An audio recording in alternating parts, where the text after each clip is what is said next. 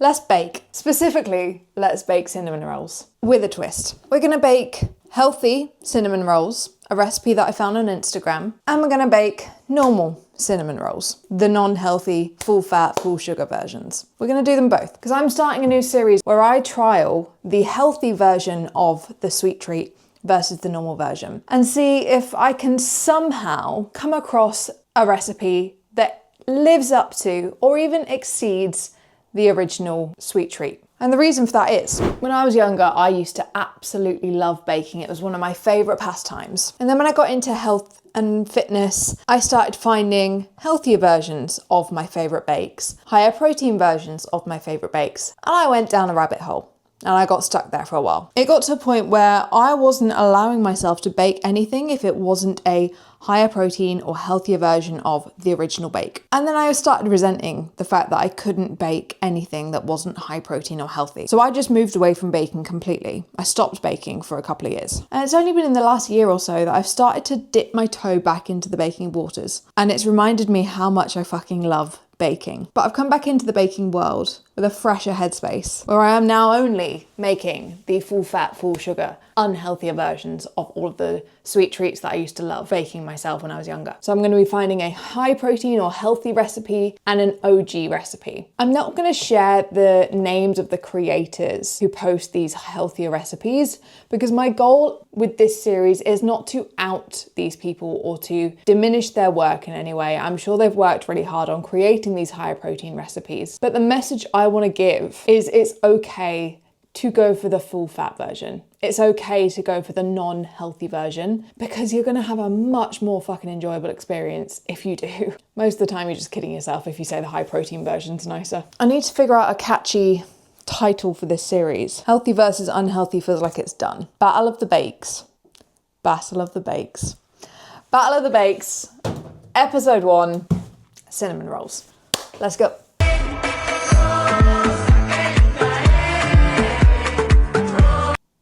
Did that icing remind anybody else of something not as appetizing as icing? Yeah, same. So the healthy cinnamon roll recipe that I'm following, each cinnamon roll is apparently 150 calories with 11 grams of protein. Ingredients, we've got 2 cups of flour, Greek yogurt, baking soda, baking powder, cinnamon, and stevia. Because every good bake requires stevia. Okay, let's give it a whirl. It appears we do not have cinnamon, and that's a slight issue for cinnamon roll baking. BRB. To be fair, I needed to go to the shop anyway for the ingredients for the non-healthy version, so worked out all right. Okay, we're back. Cinnamon has been acquired. Preheated the oven to 175. So now we're gonna get started on the healthy cinnamon roll. Like I said, I'm not gonna be tagging or atting the creators of the healthy recipes because that's not what this is about. It's not about outing people who are trying to demonize sugar and all of that crap. It's more about being an online fitness coach, being relatable and helping people keep that connection with food without getting fearmongered into thinking that they have to change what they're eating drastically in order to achieve their fitness goals and consider themselves a healthy person. You can be a healthy person and eat a cinnamon roll that isn't high protein. That being said, let's give it a go, see what it's like. It could taste absolutely fantastic and it could be on the same level as the real thing. Very doubtful of that, but weirder things have happened. Right, let's get stuck in. In a mixing bowl, add your flour, Greek yogurt, baking soda and baking powder. Let's do that.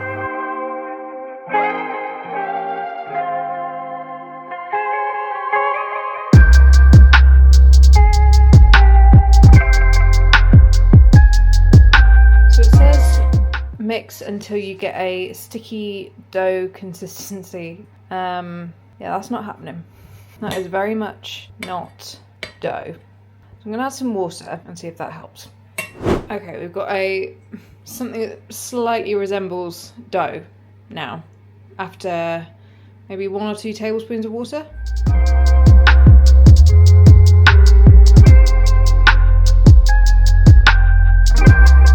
So she said, spread some melted butter over the top and then add your cinnamon and stevia mix. Now, I don't actually have stevia and I didn't have it in me to buy it just for one recipe that will inevitably not eat. And it will just sit in my cupboard forever and ever. So I've got the cinnamon, but I'm going to sprinkle sugar over the top. Also, she didn't have butter in the ingredients list, which makes me think she didn't add it into the overall calorie total. And I don't know, it doesn't sit right with me when somebody says something's 150 calories, but they leave out one of the sort of highest calorie portions into that total, because then you're just sort of shooting yourself in the foot by calling it a low calorie recipe. Just my thoughts. Okay, so this is pre-oven. They don't look awful. Like, you can tell what it's going to be. Or you can tell what they are. I'm still very, very, very dubious.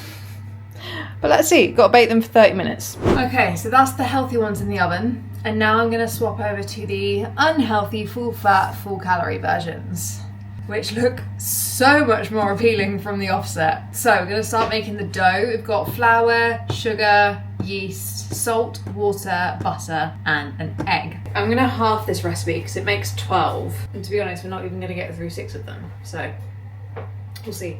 So it says add a cup of flour. Whenever I say flour, like the baking flour, the first thing that always comes into my head is a replay of that video of Nadine from Girls Loud saying flour on This Morning, I think it is. I enjoy cooking bacon and stuff, working with flour. There's a cup of flour in her really thick Irish accent. I think it's brilliant. My dream in life would be to have a kitchen big enough for a KitchenAid.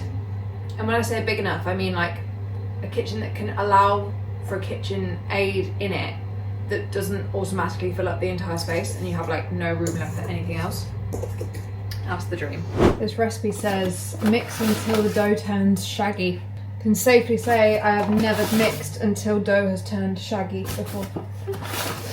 But I do see what she means. It is a little bit shaggy. If someone were to ask me to describe shaggy dough, it'd be like this.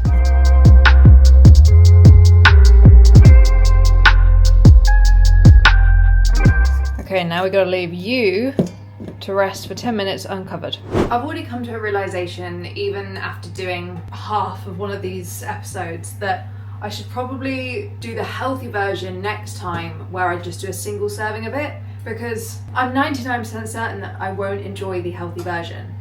So I'm not going to eat the healthy version apart from trying it. So I think what I should probably do next time is, rather than waste the ingredients, try to figure out a single serving version of whatever I'm trying, and then make the unhealthy version, which is probably going to be the more enjoyable one, in its normal sizing portion, if that makes sense. Because I bloody hate wasting food. And I've just realised that there is 99% certainty I will waste 4 out of 5 of those healthy cinnamon rolls. Well, you live and you learn. Something I've also come to realise through the process of making these 2 recipes is making 2 recipes takes a long fucking time. Yeah. Good job I'd planned a good chunk of my day around filming this video. Otherwise I'd be stressed. Okay, let's have a check on these healthy cinnamon rolls. Oh no. Oh, they're wrinkly. They're wrinkly. Oh, that's never a good sign. That's never a good sign of a good bake. Although it is a sign of a healthy bake. 9 times out of 10. That wrinkly nature. Oh, cute. I want to ask you something. What is your favourite sweet treat? Because for me, I don't think you can beat a really good slab of cake. I really don't think it can be beaten. I'm not fussed on the type of cake. You know what? I would actually normally prefer something other than chocolate cake. Chocolate cake is probably not my top tier. It'd be something like a really, really good Victoria sponge, lemon drizzle, coffee and walnut, or good slab of cake, or the Jane's Patisseries gingerbread and white chocolate cookies. Now I baked those at the start of December last year in 2024, and oh my god, they were so good. I can't even describe, like, you know, the big sort of almost like the viral cookies that are going around at the moment. It's like the Levan Bakery ones, the cream cookie ones in London, those kind of like really thick, chunky, like New York style cookies. It was like that, gingerbread and white chocolate. Oh my god, it was sensational. Wow, sorry, very passionate about the gingerbread and wet chocolate cookies. So good. Yeah, I could live without chocolate cake. Any other cake is amazing, but chocolate cookie, like normal cookie with chocolate chunks, or white chocolate chunks, or a really incredible oat and raisin chewy cookie. What's your favourite sweet treat? Let me know. Tell me in the comments. Okay, these are what we're working with for the unhealthy versions, or the soulful versions. I need to start referring to it as unhealthy and refer to it as the soulful versions. The soulful versions are looking so much better pre-oven. I can guarantee there'll be people thinking or wanting to comment something like, yeah, but if you really want a cupcake but you don't have calories for it in the day, like surely you should just make a healthy cupcake. No, if you want a cupcake, then a healthy cupcake isn't going to satisfy that craving. In that moment, if you really need something sweet, have something sweet that's slightly better for you in terms of calorie and protein content. Have a yogurt, have, I don't know, a protein bar, have something that doesn't, you know, that isn't 400 calories a pop. And then look forward to what you're actually craving on a day where you can make it work within your targets, or you're having a slightly more flexible eating day, so that you can still get the best of both worlds. You can still enjoy these things within your diet without kidding yourself that the healthy version is satisfying you, when it guaranteed never is. Does that make any sense? Hopefully. I don't want the message of this video to get misconstrued. Like, if I want a cinnamon roll, if I get a real strong craving for one, I know for a fact that the healthy high protein version is not going to satisfy that craving. If I want something, I will have it in its purest form. If I crave a cinnamon roll, nothing will satisfy that craving other than a normal cinnamon roll. If I want something healthy and high protein, I would rather just have a yogurt than spend an hour baking something that's probably going to taste like sawdust or sludge, and only getting like, what, 5-10 grams of protein for the pleasure. And if I really want something like a cookie, I'd rather just enjoy the higher calorie real deal and incorporate it into my daily intake than kid myself that the healthy lower calorie option was just as satisfying. I would never expect a client to live off healthy alternatives for everything that they're craving for the rest of their life. And I would never expect that from myself either.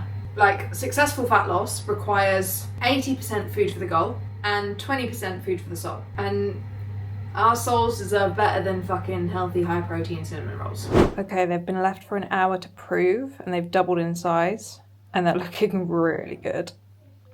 Oven time. These, on the other hand, not looking great.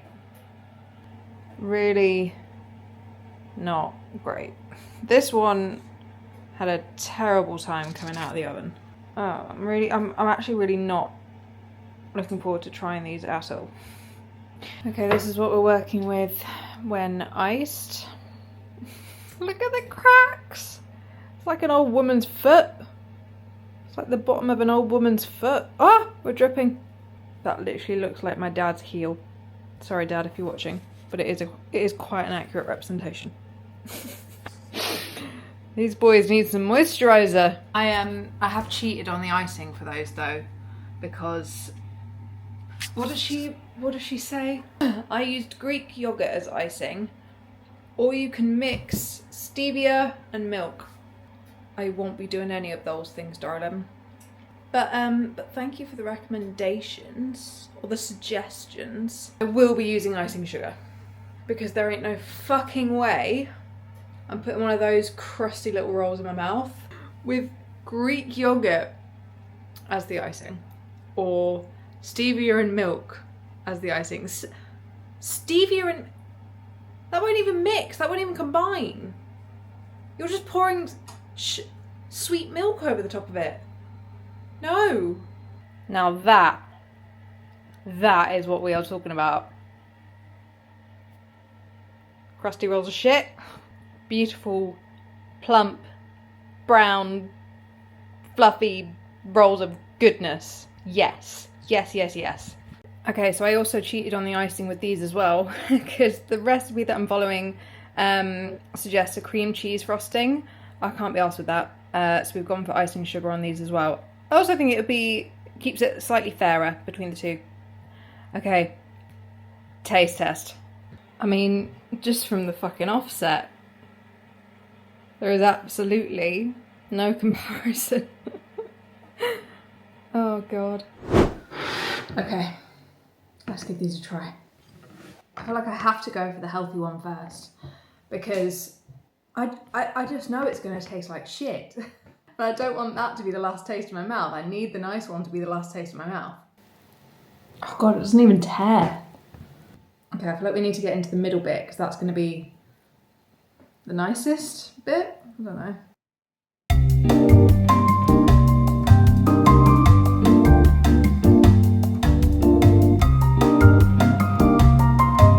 I feel like the icing sugar coating is masking how bad it actually is.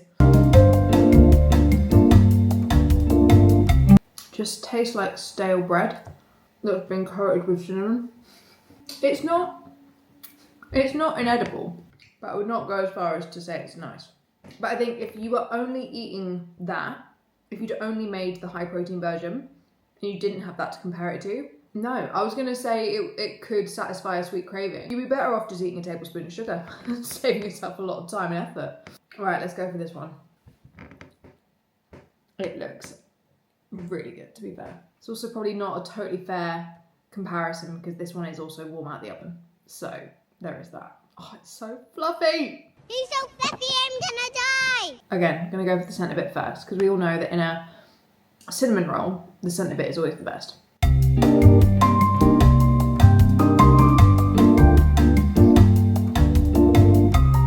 There is literally no comparison.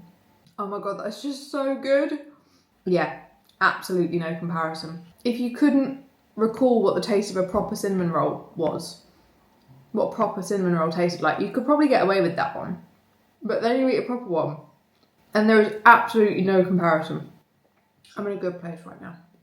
And the fact that I can consider this cinnamon roll taste testing as work, something I can do in my working hours, and it be considered a decent use of my time, is wild in itself. Yeah, there is absolutely no question that the healthy version does not live up to the real deal at all. But somebody needed to test it out and make sure that was the case. So you're welcome. I'm gonna go and enjoy the rest of this cinnamon roll in peace.